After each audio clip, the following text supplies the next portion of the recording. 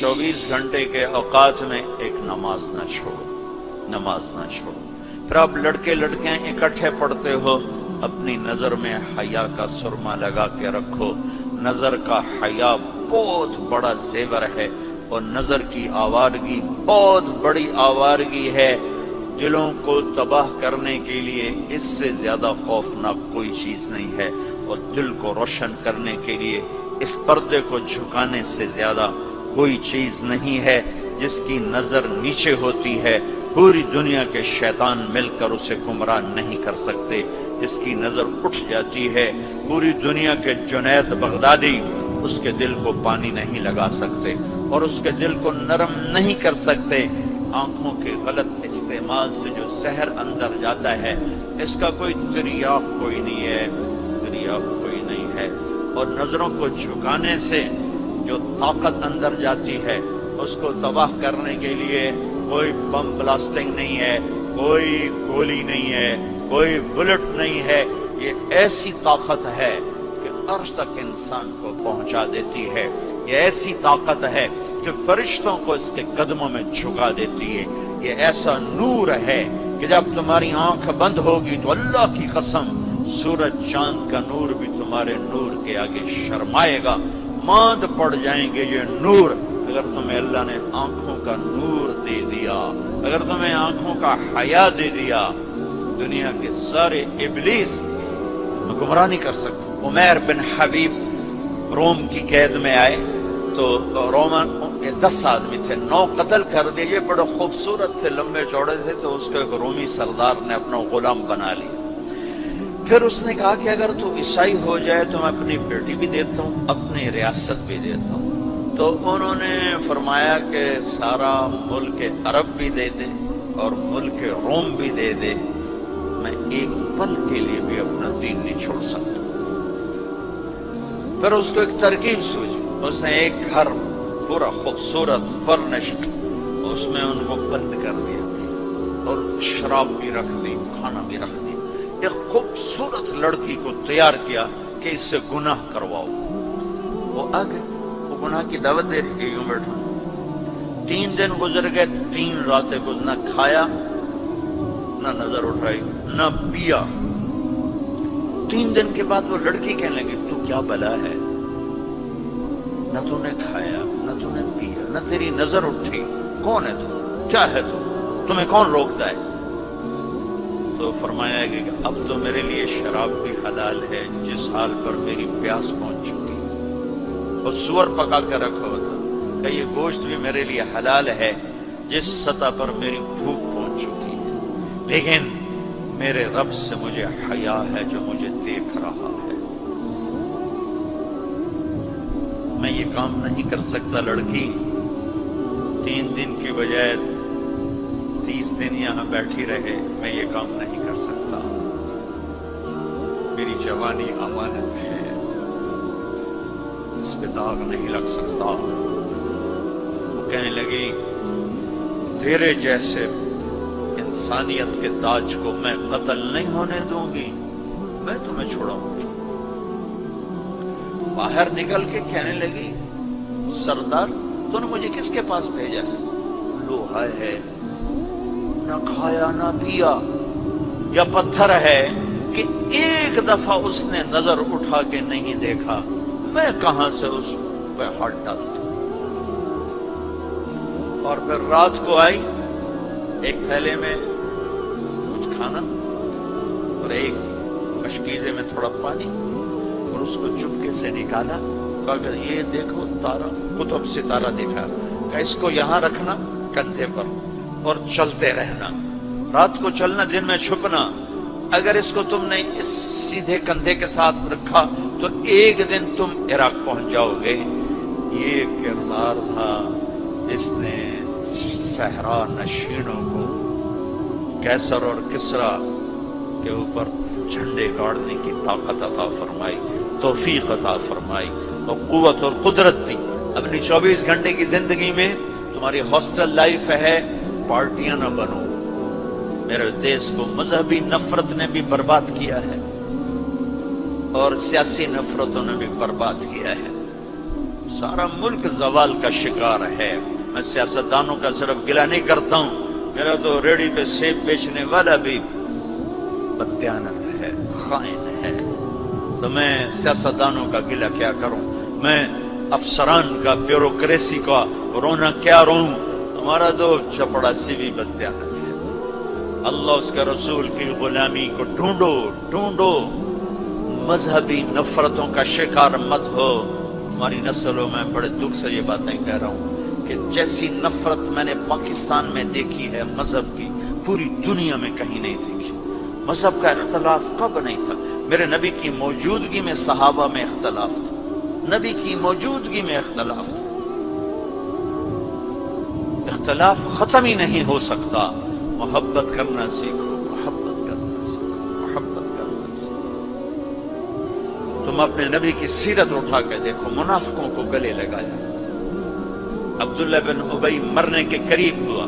عبداللہ بن ابی غلیظ ترین انسان اور جہنم کے سب سے نیچے. ابو جہل اوپر ہے، عبداللہ بن ابی نیچے ہے. ابو جہل اوپر ہے، عبداللہ بن ابی اس سے نیچے ہے، لیکن اس نے اسلام کا لبادہ اوڑھا. میرے نبی کیا عام آدمی، میرے نبی کو تو سارے منافقوں کا پتا تھا کہ کون کون ہے، باقی صحابہ کو نہیں پتا تھا کہ کون ہے، لیکن عبداللہ بن ابی کے بارے میں سب کو پتا تھا یہ منافق ہے. اس کے بیٹے آ گئے، وہ صحابی تھے، کہ یا رسول اللہ میرا باپ مر رہا ہے، آپ جنازہ پڑھائیں گے؟ کہا ہاں پڑھاؤں. تو اس کے کفن کے لیے آپ اپنا کرتا دے دیں گے؟ کہا ہاں. آپ نے اپنا کرتا اتار کے دے دیا. آپ کہتے ہیں میں منافق کے لیے کیوں کروں؟ کرتا دے دیا. وہ مر گیا تو اس کے جنازے پہ کھڑے ہو گئے. حضرت عمر سامنے آ کے کھڑے ہو گئے. یا رسول اللہ یہ کون ہے، پتہ ہے؟ کہا ہاں پتہ ہے. کہا تو اس کا آپ جنازہ کیوں پڑھا ہے؟ کہا میرے اللہ نے مجھے ابھی تک روکا نہیں، یوں کہا ہے پڑھ یا نہ پڑھ میں معاف نہیں کروں گا. میں پڑھتا ہوں، شاید اللہ معاف کر دے.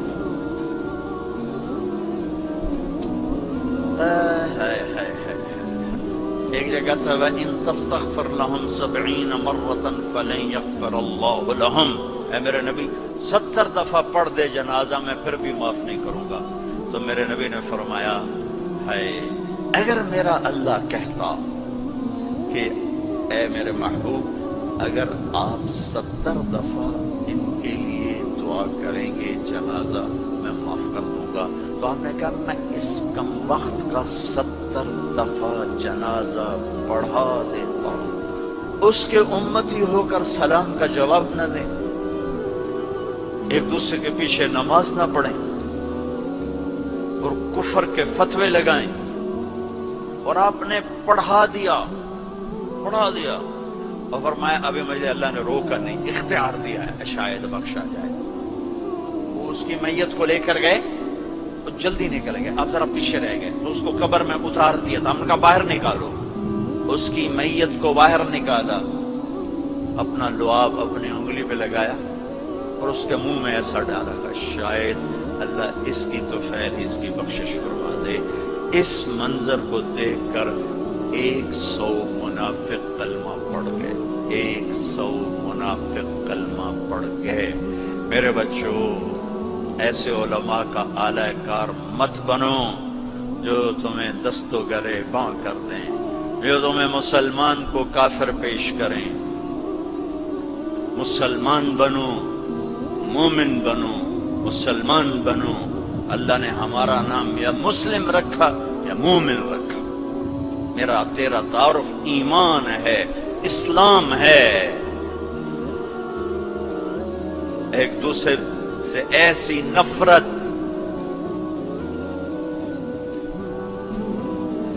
امت تو ختم ہو گئی، گروہ بن گئے، فرقے بن گئے، ٹکڑے ٹکڑے ہو گئے. تو اللہ کی مدد کس پر آئے؟ کس پر آئے؟ کیوں آئے؟ ادھر مذہب کے نام پہ نفرت اور ادھر تہذیب کے نام پہ ننگا پن اور ناچ آوارگی. کدھر اللہ کی مدد آئے؟ مسلمان بن کے رہو. اپنے حوصلوں میں تمہارے ان بچوں میں کوئی آپس میں لڑا ہوا ہو ابھی اٹھ کے گلے لگنا کہ میرے نبی کا فرمان ہے 2 مسلمان لڑ پڑیں پھر 3 دن تک صلح نہ کریں تو میری طرف سے یہودی مریں عیسائی مریں، مجھے ان کی کوئی ضرورت نہیں ہے۔ اور ہر پیر اور جمعرات کو اللہ کی بارگاہ میں اعمال پیش کیے جاتے ہیں، اعمال پیش کیے جاتے ہیں۔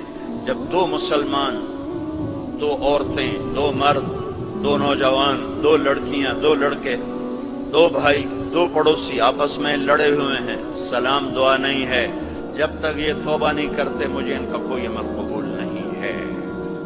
میرے بچوں، میں نے حوصلہ لائف گزاری ہے، ہم تو جانور تھے اور اس زمانے میں ایسے تبلیغ کا کام بھی نہ تھا۔ میں نے تمہیں پہلے بتایا کہ 2-3 لڑکے اقبال ہاسٹل کے لان میں نماز پڑھ رہے ہوتے تھے، وہ باغیچے میں، نماز کا کسی کو پتہ ہی نہیں تھا۔ اب تو ماشاءاللہ بہت بہار ہے، لیکن ایک بات یہ تھی کہ مذہب کا بھی پتہ کوئی نہیں جانتا تھا فرقہ کیا ہوتا ہے، اور یہ وہ فرقہ، یہ وہ فرقہ ہے، سب مسلمان بن کے رہتے تھے، ہوتے غافل تھے، پتہ کچھ نہیں تھا۔ تو آج تو ماشاءاللہ بہت بیداری ہے۔ اللہ تعالیٰ آپ کو جزائے خیر عطا فرمائے۔ محبت سے رہو، الفت سے رہو، نفرتوں سے۔ ہماری آپس میں لڑائیاں ہوتی تھی، مذہب کے نام پر نہیں، سیاست کے نام پر نہیں، ویسے ہی وڈا کون ہے، میں وڈو دا، میں چودھری دا، میں وڈا ذمہ دار دا پتر، میں وڈے ذمہ دار دا پتر، اس پہ لڑتے تھے۔ ویسے ہی کبھی مذہب کے نام پہ ہو اور کبھی سیاسی، ایسا کبھی نہیں تھا۔ ہمارے ایک وارڈن آئے، طالب صاحب رحمت اللہ علیہ، بڑے نیک استاد تھے لیکن تھے بڑے سخت۔ یہ استادوں سے کہتا ہوں ڈنڈے نہ اٹھاؤ، محبت کے پھول دو۔ وہ استاد نہیں ہے جس کے نہ آنے کی کمی طلبہ محسوس نہ کرے کہ آج ہمارے ٹیچر نہیں آئے یار، اور جب ٹیچر نہ آئے کہ شکر ہے کوئی نہیں ہے، جان چھٹی، اب شکر ہے یونس صاحب کی کالی ٹوپی نظر نہیں آ رہی، جان چھٹی۔ وہ استاد نہیں ہے۔ باپ گھر میں داخل ہو اور بچے ادھر چھپ رہے ہوں کہ ہیڈ ماسٹر آ گیا، پیو نہیں ہیڈ ماسٹر آ گیا، تو وہ باپ نہیں ہے، ناکام باپ ہے، ناکام باپ ہے۔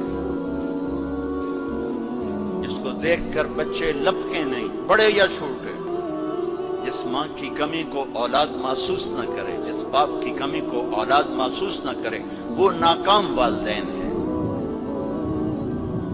ڈنڈا، سختی، یہ میرے نبی کا طریقہ نہیں ہے۔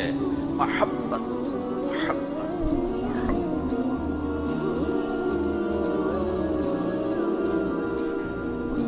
وہ تھے بڑے یعنی مہربان تھے، لیکن وہ زمانہ ہی تھا ڈنڈے، کان پکڑو ڈنڈے، سختی سے بچے جھوٹ بولتے، اور استاد کی سختی سے لڑکا جھوٹ بولتا، والدین کی سختی سے اولاد جھوٹ بولتی۔ والدین اپنے بچوں سے دوستی لگانے کے بجائے ماں باپ بن کے دکھاتے ہیں، تو وہ اوروں کو دوست بناتے ہیں۔ جب وہ اوروں کو دوست بناتے ہیں تو وہاں سے غلط فیڈ ہوتا ہے اور غلط راہوں پہ چلتا ہے۔ چوتھی جماعت میں پڑھتا تھا، ماسٹر شفیع صاحب رحمت اللہ علیہ ہمارے استاد تھے، بڑے مہربان، ہمدرد، لیکن بہت سخت، بہت مارتے تھے۔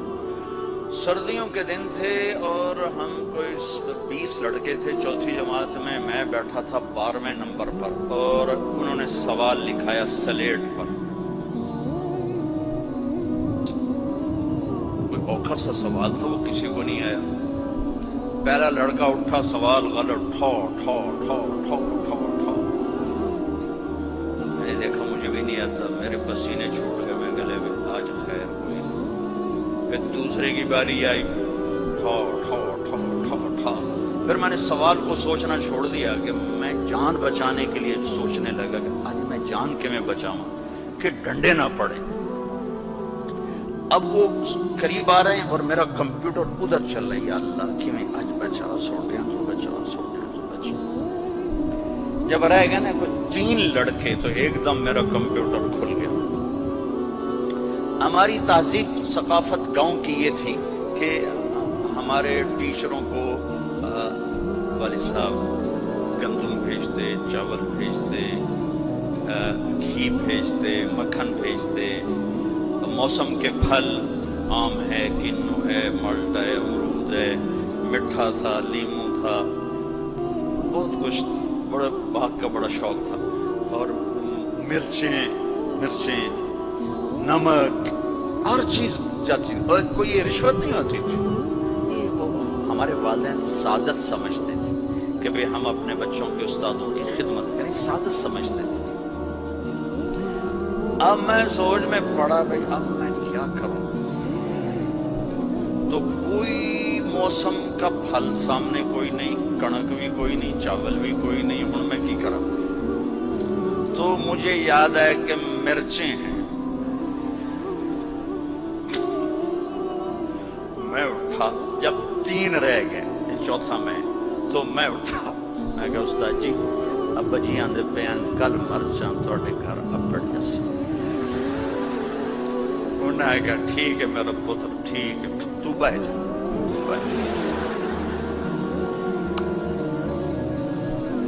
میں ڈنڈوں سے بچ گیا۔ یہ جھوٹ مجھے کس نے بلوایا؟ میرے استاد نے بلوایا۔ بچہ تو ایک یہ پھول ہوتا ہے، اس کو یوں تھپڑ مارو تو یہ مسئلہ جائے گا۔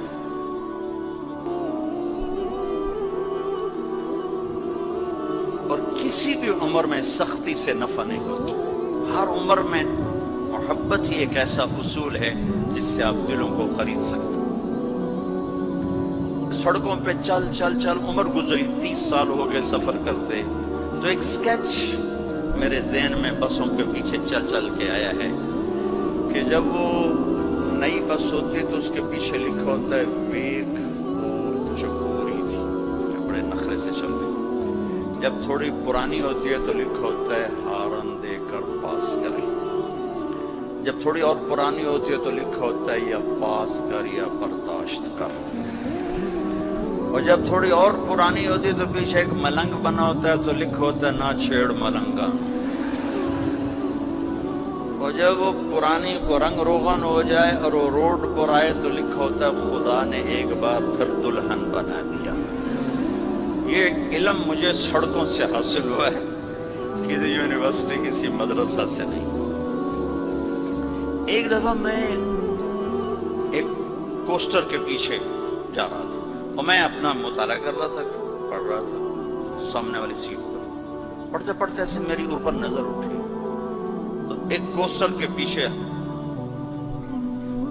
گاڑی تھی، میری نظر پڑی تو اس کے پیچھے 2 بول لکھے ہوئے تھے، 2 جملے۔ اس نے یہ سارے دھونے دھو دیے کہ ایسا خوبصورت میں نے کہیں دیکھا ہی نہیں۔ یہاں لکھا ہوا تھا بہت بڑا کر کے دل ایسے، اور آگے یوں بنا کے آگے لکھا ہوا تھا برائے فروخت، دل برائے فروخت۔ دل کے نیچے لکھا ہوا تھا قیمت، آگے لکھا تھا ایک میٹھا بول، ایک میٹھا بول۔